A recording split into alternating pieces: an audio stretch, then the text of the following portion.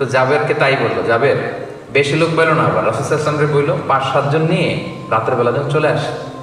তো জাবের রাদিয়াল্লাহু তাআলা রাসূল সাল্লাল্লাহু আলাইহি ওয়াসাল্লামকে যেয়ে বললেন, ইয়া রাসূলুল্লাহ, আমার স্ত্রী তো এরকম করেছে, 5-7 জনের একটা আপ্যায়ন।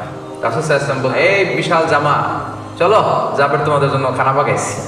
1000 খানিক সাহাবী চলে আসছে বিশাল মিছিল দিতে দিতে। এই জাবের রাদিয়াল্লাহু তাআলার স্ত্রী তো অবাক, হায় হায় সর্বনাশ, রেগে মেগে স্বামীরে বলে, করছো কি তুমি?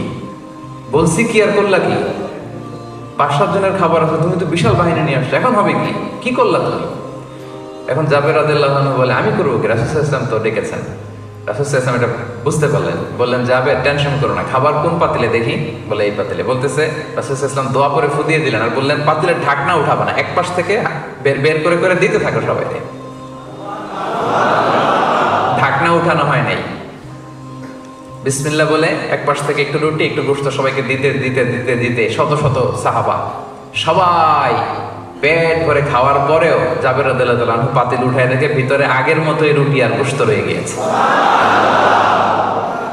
কিভাবে হইল? কথা বলেন।